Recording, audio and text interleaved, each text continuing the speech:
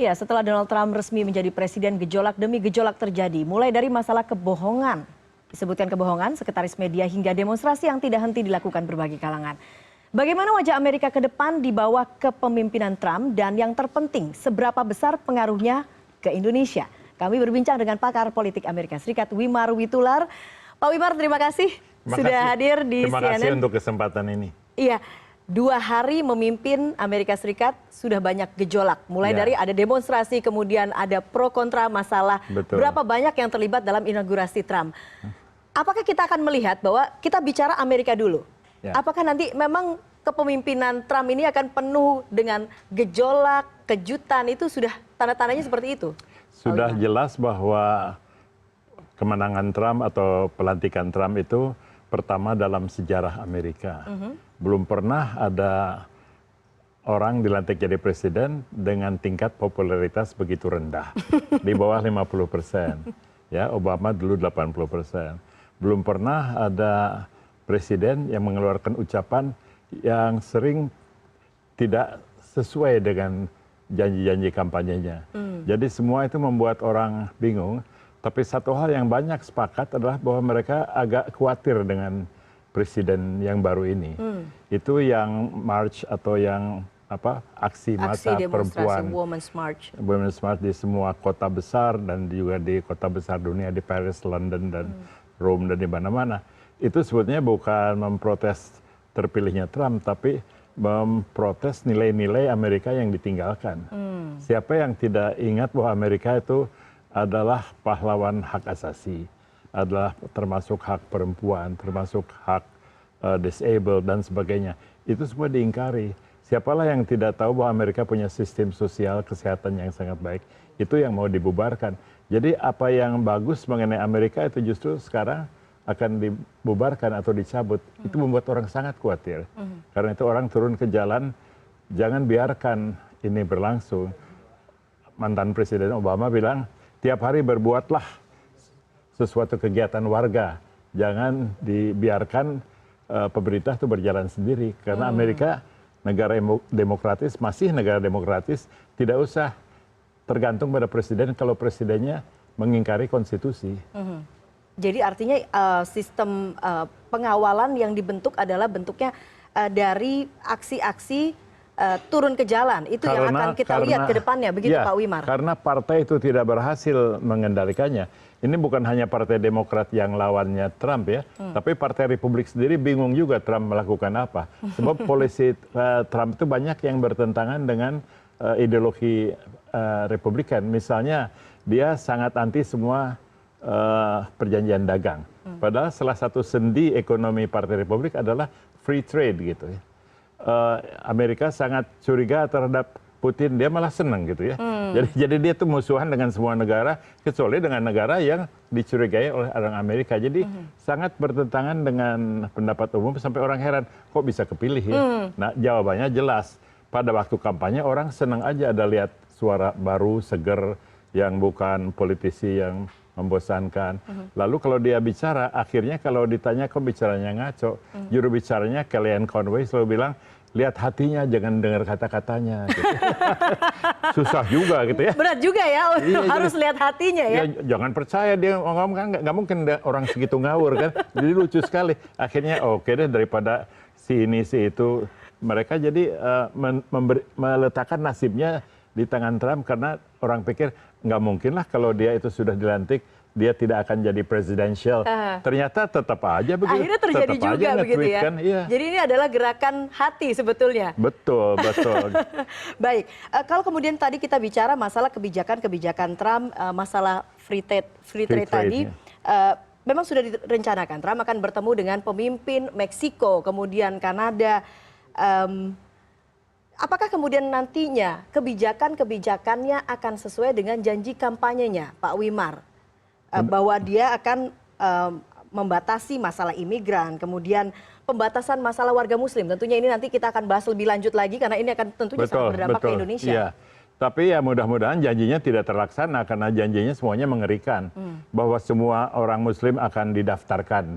Itu tidak pernah terjadi. Bahwa dia akan bikin tembok di perbatasan Meksiko. Bahwa dia akan membubarkan semua perjanjian perdagangan, trade agreements, bahwa dia akan mencabut dukungan militer untuk Korea Selatan dan Jepang dan bahkan akan membubarkan NATO. Itu semuanya mengkhawatirkan. Ahli-ahli militer itu khawatir, bahkan orang-orang yang ditunjuk jadi Menteri Pertahanan, jadi Security, tidak setuju ide itu. Kalau ditanya, mereka bilang, lihat aja nantilah, karena nggak mungkinlah kita meninggalkan NATO atau itu.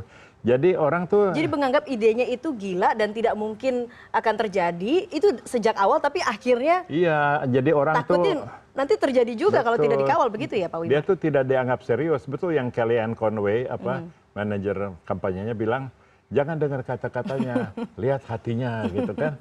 Kalau kamu lihat dalam sekali itu orangnya baik di dalam sekali ya. Jadi kalau bicara mengenai Trump susah untuk tidak ketawa-ketawa karena it is just weird, terlalu aneh untuk dianggap benar. Tapi sekarang kenyataannya sangat pahit.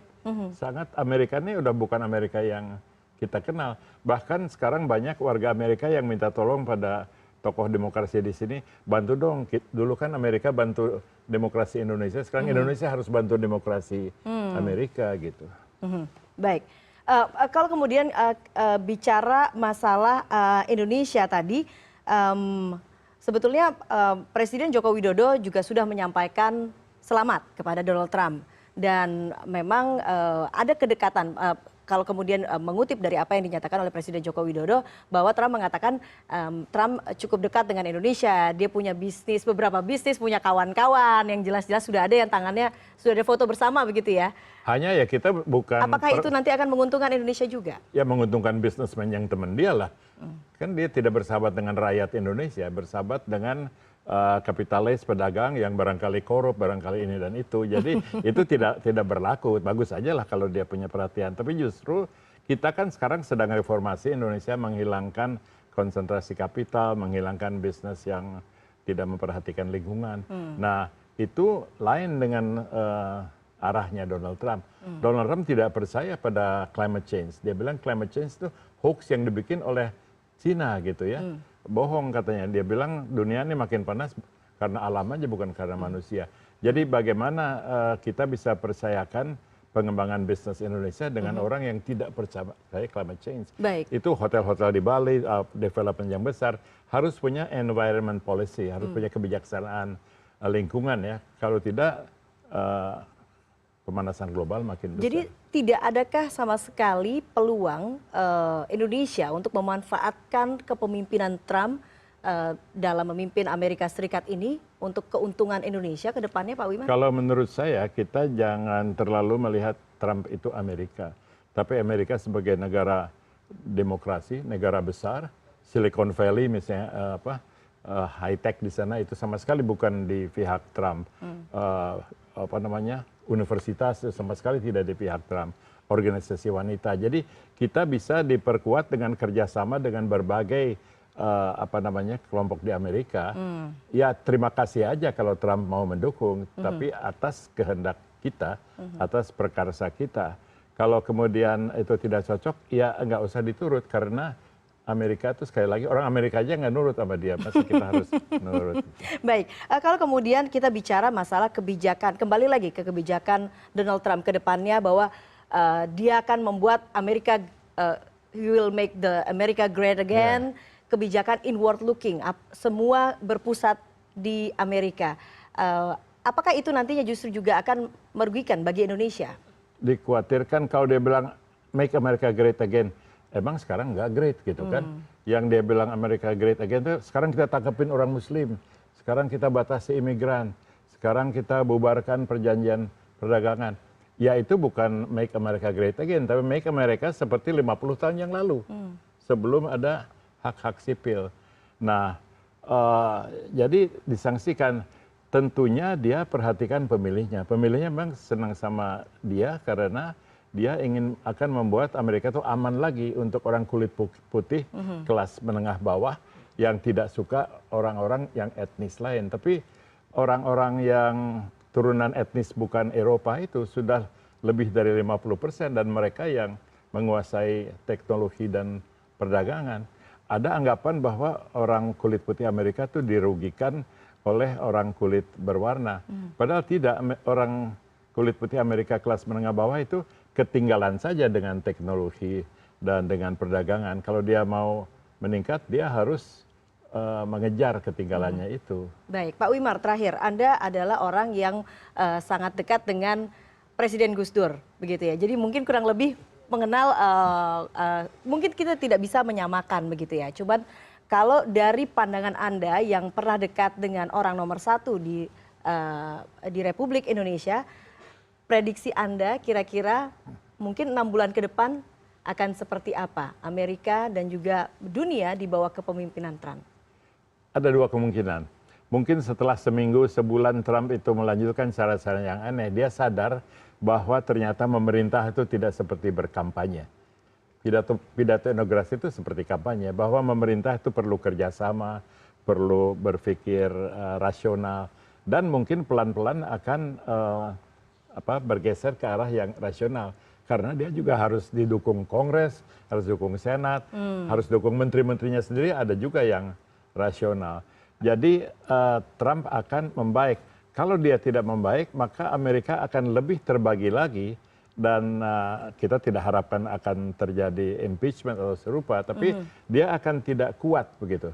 Jadi kepemimpinan dunia itu akan bergeser karena Amerika dengan inward looking, dengan melihat ke dalam, America first, justru meninggalkan kekuatannya. Justru Amerika kuat sebagai pemimpin di dunia. Kalau hanya tergantung pasaran dalam negeri saja, tidak kuat. Cina sudah kelihatan kalau misalnya Trump tetap tidak setuju climate change, dia siap memimpin. Dan climate change itu sudah jadi gerakan dunia di PBB 95 negara, sudah ada perjanjian Paris, sudah ada COP berapa kali, itu tidak berhenti. Baik. Lagi pula industri sudah menerima itu. Jadi Trump akan semakin terisolir, terasing dari masalah-masalah realnya. Apa yang terjadi, krisis politis, nggak tahu. Karena di Partai Republik juga orangnya banyak yang sehat. Baik. Artinya kesimpulannya Trump tidak semengerikan itu sebetulnya, Pak Wimar? Saya lebih percaya pada kebaikan orang Amerika daripada kegilaan Trump. Baiklah, Wimar Witular, pakar politik Amerika Serikat. Terima kasih sudah berbagi pandangan di CNN Indonesia Newsroom.